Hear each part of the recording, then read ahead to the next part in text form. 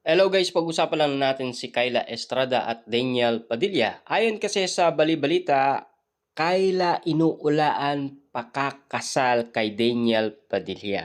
Ayon kasi sa bali-balita, ang palaging paalala ng mga manghuhula, may kapal pa rin ang nakakaalam kung ano ang nakaguhit sa ating kapalaran. Ang dakilang lumikha pa rin ang siyang mananaig. Gayunpaman, likas na sa atin ang mapaniwala sa mga prediksyon. Always at the start of the year, ayon sa isang manghuhula. Tulad na lang ni Gloria Escoto o igit na kilala bilang si Mahmu. After sharing, inulaan kasi ni Mamo na ngayon 2026 ay mabubuntis si Kyla Estrada. Siyempre, the guy who will get her pregnant ay walang iba kundi ang rumor boyfriend niyang si Daniel Padilla. Expected na daw ang kasunod na mangyayari once Kyla gets pregnant, kasalan na. Ayon kasi sa iba't ibang mga netizens. Yes, wedding bells are expected to ring this year of the fire horse. Ang ganda, both the Estrada and Padilla families are accepting of each other.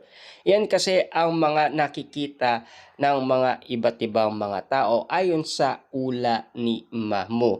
Let's see kung hindi sasablay ang ula ni Mahmo ngayon 2026 kung magkakatotoo man ang ula kina Daniel Padilla at Kyla Estrada. Hanggang ngayon kasi ay pinag-uusapan pa rin sina Daniel Padilla at Kyla Estrada. Siyempre, kaliwat kanan na ang naglalabasan litrato at video sa kanilang dalawa, lalong-lalo na kasi kinikilig umano ang mga Delulu fans dahil kinabaliwan ang lambingan at sweetness at arutan at kulitan. Lalong-lalo na ang mga titigan, siyempre hanggang ngayon ay hindi pa rin nawawala yun hanggat nagpapakilig umano sina Daniel Padilla at Kyla Estrada. Hanggang ngayon kasi hindi natin malaman kung makatotohanan nga ba ang balita, lalong-lalo na ang ula ni Mamo kina Daniel Padilla at Kyla Estrada. Bagamat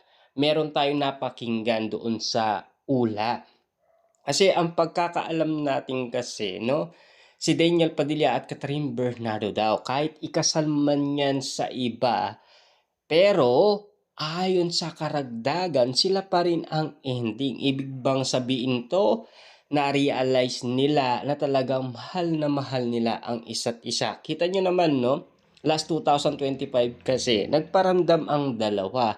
Kitang-kita nyo naman kasi, si Daniel Padilla ay nakapollow pa rin sa social media ni Catherine Bernardo.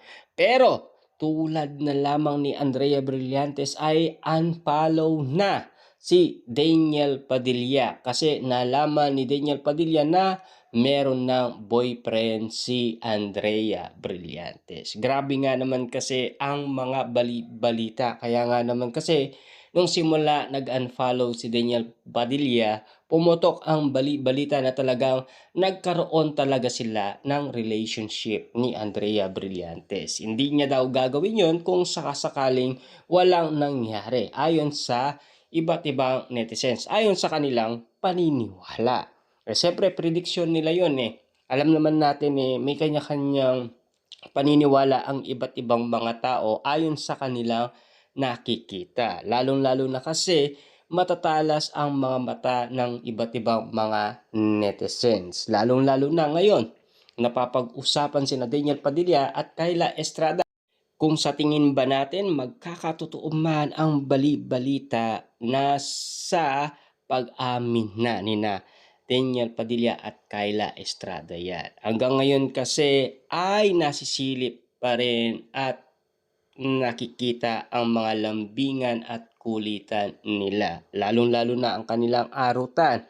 Lalong-lalo na kasi botong-boto na si Janice de Belen, kina Daniel Padilla at Kyla Estrada. Lalong-lalo na si Jan Estrada ay botong-boto na rin. Kasi meron daw inamin si Jan Estrada na aamin lang ang dalawa kapag sila na. Lalong-lalo na si Carla Estrada ay natataneme na sa kiligan ni na Kyla Estrada at Daniel Padilla. Lalong-lalo na kasi ang mga kapatid ni Daniel Padilla ay botong-boto na rin kay Kyla Estrada at nag-follow na rin si Kyla Estrada sa kanila. Maliban lang daw kay Red. Ayon kasi sa balita.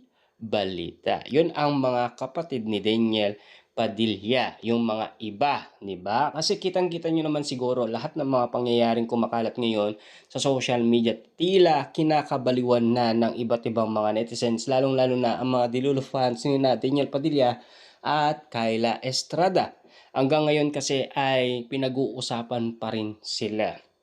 Walang tigil, talagang ginawa ng pulutan. Talagang pinagkakaguluhan, pinagpipestaan at pinag-uusapan hanggang ngayon. Na tila hanggang ngayon, wala pa rin tigil ang usapin. Nangyari yan last 2025 pa ang usapin Daniel Padilla at Kyla Estrada.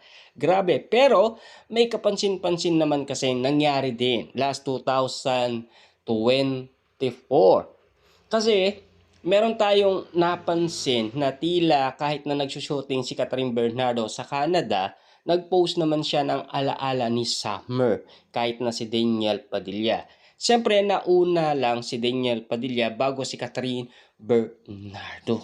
Hanggang ngayon kasi ay binubuhay pa rin ang alaala ng Katniel ayon sa iba't ibang mga netizens. Kasi sinasali pa daw si Daniel Padilla sa usapin patungkol umano kay Summer. Siyempre kabilang si Summer sa pag-aalalay ni Daniel Padilla at pag-aalaga sa kanya. Na alam nyo naman siguro, pinagselosan nyo ni Catherine Bernardo dahil yung atensyon na binibigay ni Daniel Padilla na kay Summer.